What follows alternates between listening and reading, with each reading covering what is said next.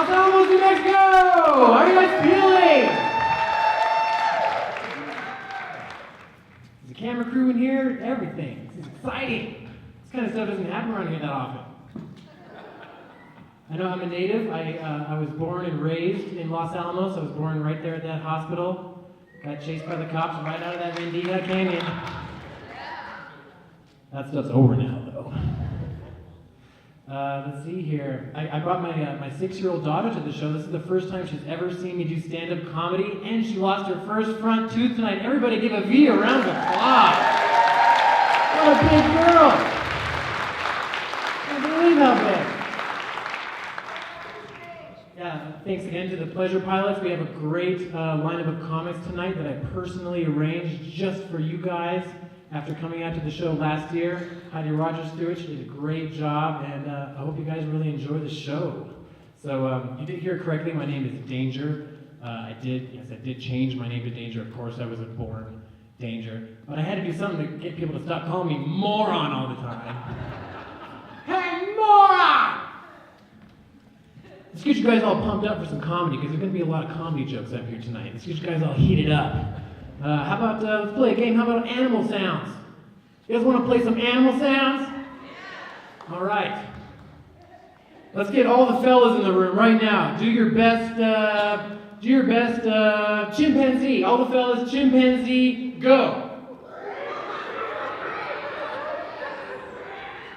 All right, Los Alamos. Pretty good chimpanzees and the fellas. Let's see what the ladies got. Ladies, give me your best giraffe, now!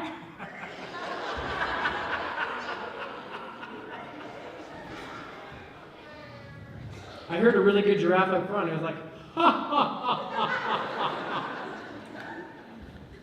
That's the best giraffe impersonation I've ever heard. So I'm back up here. I guess the last time I was up here was like 15 years ago whenever I left this campus to go to UNM. Now I'm back telling jokes. This couldn't get any weirder. Just saw my name backstage. Corrected some spelling errors. A lot has changed since then. I'm 30 years old now. I just turned 30 this year. I'm kind of having like a pre-midlife crisis. I'm not all the way to the motorcycle yet, you know? I'm just kind of freaking out and feeling a little old, so I went out and got myself some rollerblades. So we'll see how that works out. I'm thinking about coming home to Los Alamos and opening up a restaurant. My mother's also here in the crowd. Everybody say hello to my mother. Hi, Mom! I should stop panning. The Pleasure Pilots didn't do this to you. How about every single one of their mothers is out there? Yeah, I want to come back home and open up a literary-themed restaurant.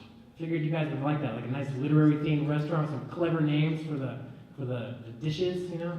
Let me run some ideas past you. You guys can tell me, right? It's like a focus group. This is now a focus group that is also going to help pay for the high school band. Tell me what you think about this. I was thinking about maybe having something called the Catch of the Day on Rye. That'd be kind of cool. This part of the show isn't going to go very well for the people out there who hate puns. I was thinking about this one. What about a bogged in mashed? Like bogged in mashed potatoes. Be pretty delicious. Or maybe like a cheddar Allen po' boy. Cheddar Allen po' boy. Or my personal favorite, the Charles Dickens and waffles.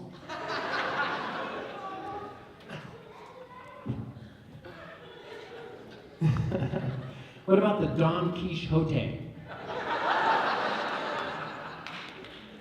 I got lazy with this one, just the Animal Farm pizza. It's got a little bit of everything. I heard someone out there go, oh, way too much of an imagination. Just pepperoni, stuff like that. What about this one? What about the Mary Shelley's Frankenstein? It's just a bratwurst and a beer steiner. It's a real hit or miss. What about this one? For dessert, you can get the Bram Stoker's chocolate lasagna. That was kind of meta. How about the Dan Brown potatoes? Dan Brown potatoes? Anybody? For the kids, if you bring the kids, I always do. You got the PBJ and rolling. And then there's always the very controversial dish. Watch out for this one. There's a lot of controversy in the media about this one, the charkleberry fin soup. You don't want to get caught eating that by the wrong people. I love Los Alamos. This is one of the weirdest cities in the world. You know that? You guys, I know, because I want to be, I know how proud you are of that. I know how proud you are about being so weird. You know, like you have these like, here's a weird example about Los Alamos. You have like two of the nicest looking overpasses I've ever seen. You know, I live in Albuquerque now for the last 10, 15 years now. It's like, I've never seen an overpass there as nice as the two you have right here. And still, all day long, everybody's jaywalking underneath it. And the cops are swooping you up. Bam, bam, ticket, ticket, ticket. You guys paid for a brand new courthouse down the road with jaywalking tickets alone. I swear. Yeah, I like the new Smiths. That's pretty fancy. I know you guys, I know you guys are fancy. I'm happy about that Smiths. Especially the people from White Rock. Something happened to that Smiths. Something very wrong. As soon as they closed down Rocket Ship Park, things just went downhill with that Smiths. You got people in White Rock coming up here, can you please come into here? Nice Smiths. They closed our Pizza Hut and our McDonald's, please.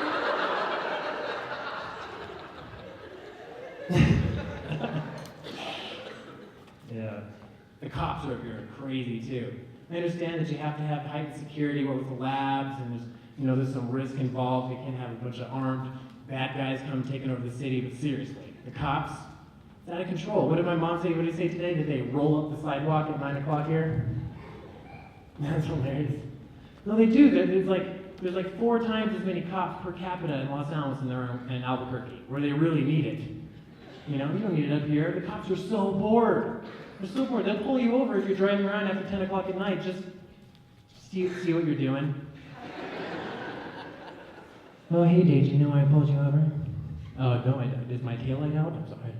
No, I just want to see what's up. That's your mom's car, right? Say hi to her for me. Say hi to your mom. There's nothing scarier than a cop telling you, say hi to your mom for me. Like, I will.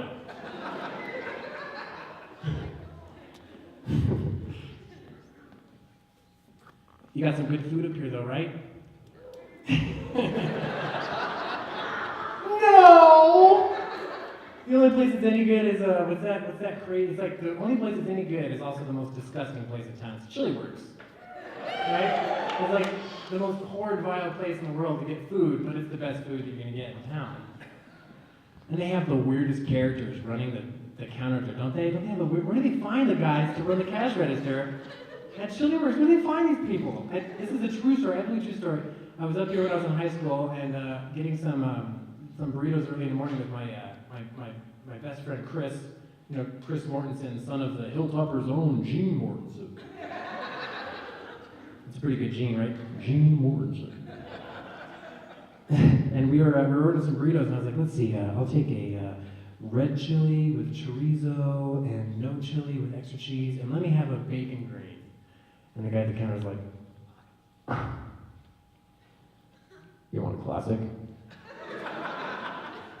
I was like, what? Does it say that on the menu? Just a bacon green chili breakfast burrito, like just a regular. And he's like, yeah, it's a classic. And I guess, I don't know if it's still the same way, but they used to have classic in quotation marks next to that specific burrito on their menu on the counter. And I didn't know that, but he did. He must have put it on the menu. It was his life. I was like, okay, well, yes, one of those. Let me please have one of those.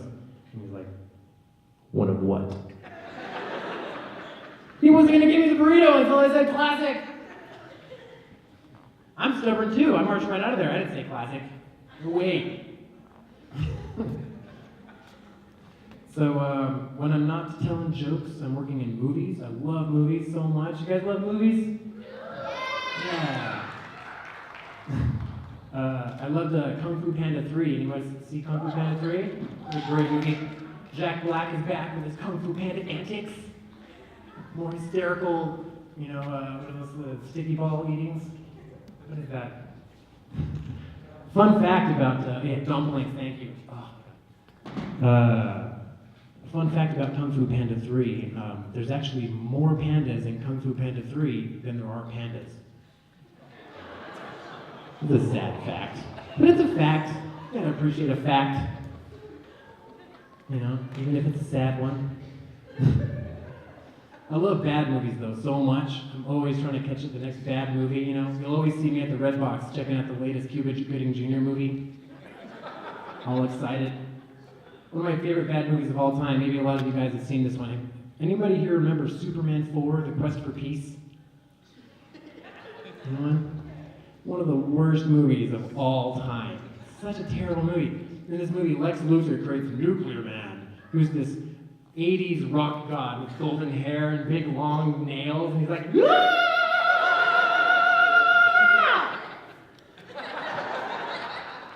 And Superman doesn't know what to do about this guy. He shows up the whole movie, I kid you not, he doesn't punch the bad guy once.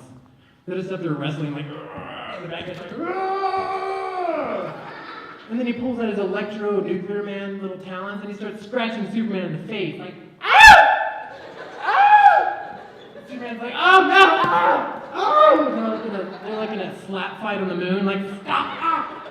This is a Superman movie, pull yourself together!" I would say Superman 4, The Quest for Peace is by far the worst thing that ever happened to Christopher Reeve.